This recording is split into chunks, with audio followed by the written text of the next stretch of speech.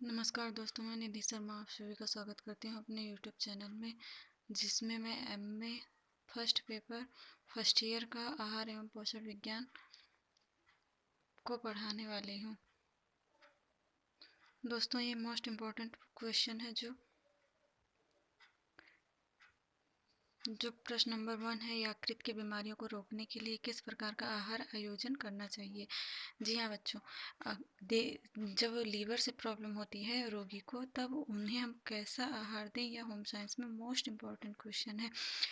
जैसे कि आंसर में देख पा रहे हैं, इसमें सूजन आ जाता है यकृत में। यकृत के तंतुओं का असीकृत क्षयकृत की बीमारियां, हेपेटाइटिस, पीलिया। इसमें यकृत संबंधित बीमारियां हैं हेपेटाइटिस एवं पीलिया। हेपेटाइटिस में आहार आयोजन नंबर 1, यकृत संबंधित बीमारी में जो सबसे पहली बीमारी हेपेटाइटिस है, उसमें आहार का आयोजन आप कैसे करेंगे। Number 1, calorie. इस अवस्था में मरीज का वजन काफ़ी कम हो जाता है, इसलिए मरीज को अधिक ऊर्जा युक्त भोजन देना चाहिए। लगभग 2200 से 3200 कैलोरी देनी चाहिए। और कार्बोहाइड्रेट हमें कितना देना चाहिए हेपेटाइटिस के मरीज को। कार्बोहाइड्रेट उच्च कार्बोज 300 से 400 ग्राम प्रतिदिन दिया जाना चाहिए, क्योंकि यही ऐसे मरीज के लिए ऊर्जा का मुख्य स्रोत है और तथा कार्बोहाइड्रेट ग्लाइकोजन के रूप में जमा होकर यकृत को नष्ट होने से बचाता है। Number 3, protein. जी हाँ, हेपेटाइटिस के रोगी को प्रोटीन कितना देना चाहिए। जैसे यकृत के तंतुओं के पुनर्निर्माण के लिए प्रोटीन की आवश्यकता होती है, अतः प्रोटीन की अधिक आवश्यकता के साथ साथ प्राणिज भोज्य पदार्थ से आनी चाहिए, जैसे अंडा, मछली, मांस आदि। 2 ग्राम प्रति किलोग्राम शारीरिक भार के हिसाब से 100 से 150 ग्राम प्रोटीन प्रतिदिन देना चाहिए। नंबर 4, वसा। उच्च वसा युक्त भोजन से यकृत पर वसा के जमने का डर रहता है, इसलिए इन मरीजों को कम वसायुक्त भोजन दिया जाता है। साथ ही वसा भी उस रूप में हो जो आसानी से पच सकते हैं। जी हाँ दोस्तों, जैसे कि वसा हमें पता है यकृत लीवर से संबंधित बीमारी में वसा अगर हम अधिक दे देंगे तो वह उसको डाइजेस्ट नहीं कर पाएगा, उसको एडजस्ट नहीं कर पाएगा, उसकी पाचन शक्ति कमज़ोर होती है, इसलिए हमें वसा को कम ही देना चाहिए। विटामिन 5 नंबर, विटामिन हमें कितना हेपेटाइटिस के रोगी को देना चाहिए। विटामिन बी कॉम्प्लेक्स तथा विटामिन सी की पूर्ति फलों के रस को अधिक मात्रा में देकर की जाती है।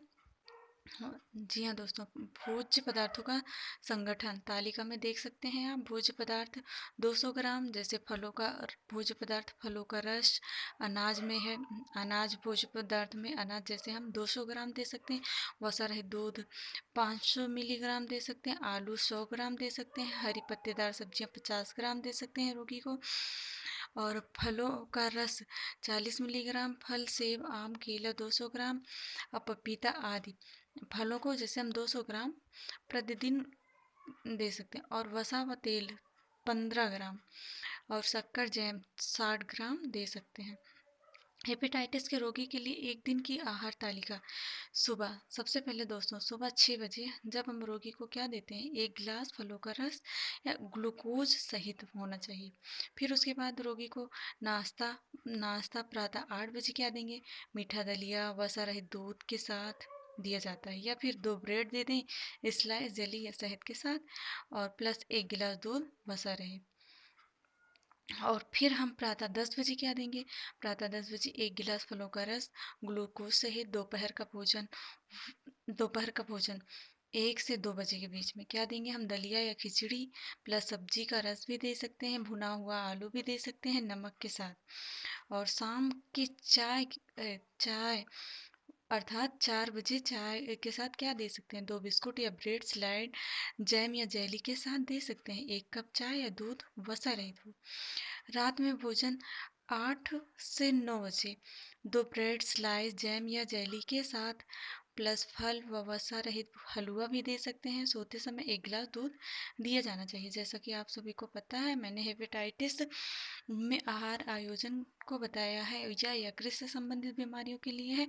अब हम पीलिया भी यकृत से संबंधित बीमारी है, जिसमें हम जिसमें हम क्या क्या देते हैं, उसके आहार का आयोजन कैसे करते हैं, आइए दोस्तों आगे देखते हैं। पीलिया स्वयं एक रोग की अपेक्षा बहुत से यकृतीय रोगों में पाया जाने वाला लक्षण है।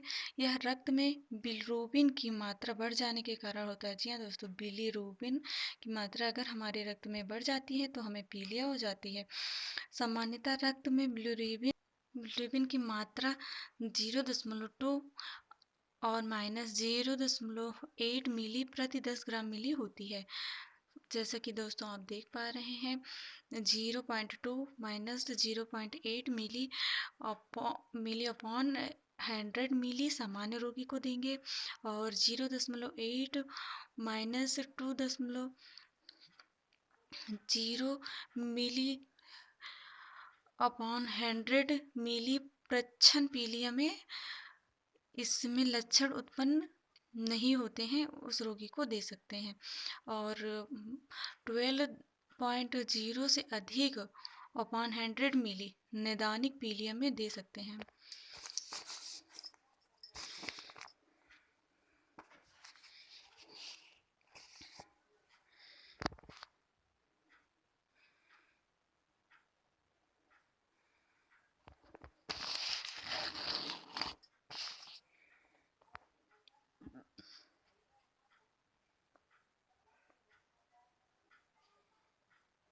पीलिया में दे सकते हैं। इसमें लक्षण उत्पन्न हो जाते हैं, जैसे पेशाब पीला आने लगता है, आंखें तथा त्वचा पीली होने लगती हैं, भूख कम हो जाती है। पीलिया रोग को इसके कारण के आधार पर 3 भागों में बांट सकते हैं। नंबर 1 ए है पित्त नालिका में रुकावट होने पर। बिलिरुबिन यकृत में बनता है तथा इसका भंडारण हर पित्ताशय में होता है। जब यकृत नालिका से लेकर पित्त वाहिनी तक के रास्ते में रुकावट आ जाती है तो बिलिरुबिन पित्ताशय में न जाकर रक्त में बढ़ने लगता है। यह रुकावट मुख्यतः पथरी के कारण होती है, लेकिन इसके अन्य भी कई कारण हो सकते हैं। नंबर बी रक्त कोशिका के अत्यधिक विनाश से। पित्त ज्वर में आनुवंशिक रक्त कोशिका से संबंधित रोग जैसे थैलेसीमिया आदि विषाक्त पीलिया या संक्रामक अथवा विषाक्त तत्वों के प्रभाव से होता है। सामान्यतः पीलिया इसी को कहा जाता है। इसे हेप्टोसेल्यूलर पीलिया भी कहते हैं। जी हाँ दोस्तों, हेप्टोसेल्यूलर पीलिया कहते हैं। पीलिया के लक्षण क्या हैं? पीलिया में सबसे पहले रोगी को भूख लगनी बंद हो जाती है, फिर जी मिचलाना व उल्टी की शिकायत होती है, पेशाब पीला आने लगता है, धीमे धीमे आँख पीली पड़ने लगती है, मरीज पेट में दर्द बताने लगता है तथा त्वचा भी पीली पड़ने लगती है। जब रक्त में बिलिरुबिन 12.0 मिलीग्राम प्रतिदिन 100 मिलीग्राम से अधिक हो जाता है तब शरीर में खुजली शुरू हो जाती है, मल सफ़ेद रंग का हो जाता है। उपचारात्मक आहार। विषाक्त पीलिया का इलाज उपचारात्मक आहार से ही संभव है, जबकि अन्य प्रकार की पीलिया के कारण को दूर करना आवश्यक है। नंबर 1 ऊर्जा।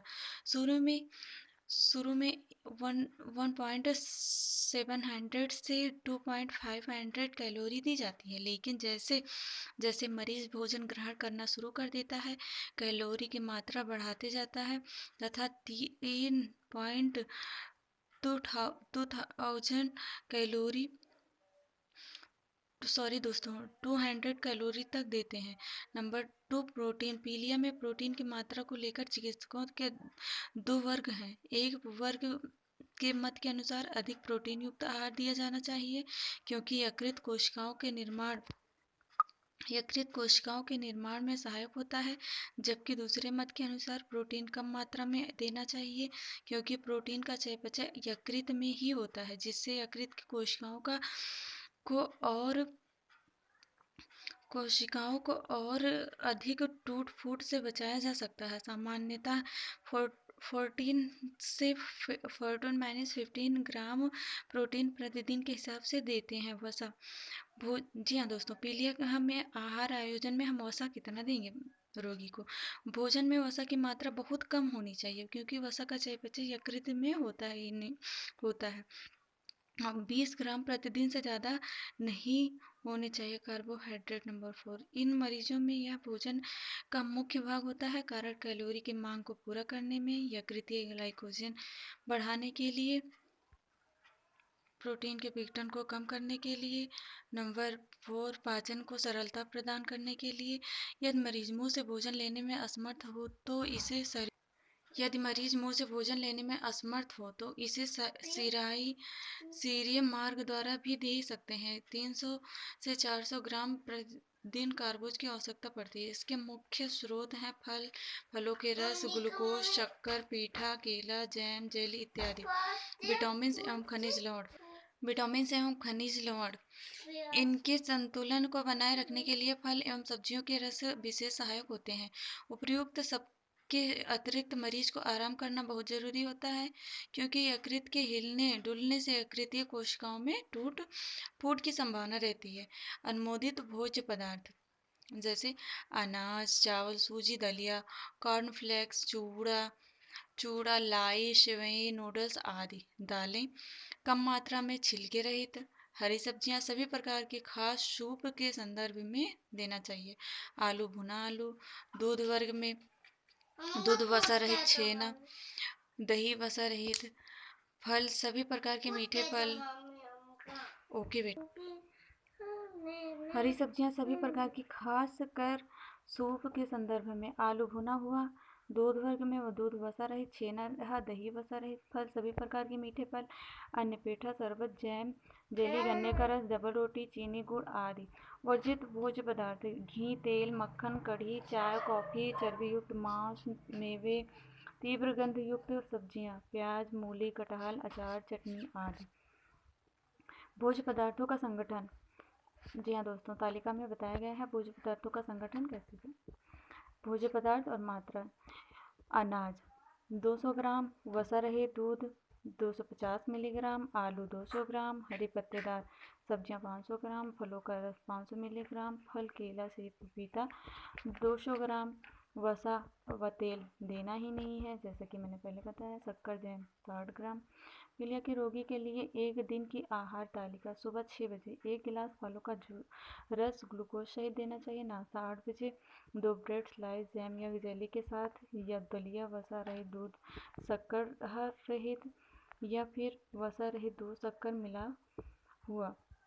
प्रातः 11 बजे सब्जियों का सूप या फलों का जूस। दोपहर का भोजन उबला हुआ चावल, उबला हुआ आलू, लौकी, टमाटर या पपीते की सब्जी, फल, वसा रहित दही। शाम 4 बजे छेने की मिठाई, 1 कप हल्की चाय। रात का भोजन सब्जियों का सूप या भाप में पकी हुई मछली प्लस उबला हुआ आलू, नमक के साथ वसा रहित दही भी देना चाहिए। सोते समय 10 बजे वसा रहित दूध देना चाहिए। अगर वीडियो पसंद आया हो तो दोस्तों लाइक एवं सब्सक्राइब। जय हिंद।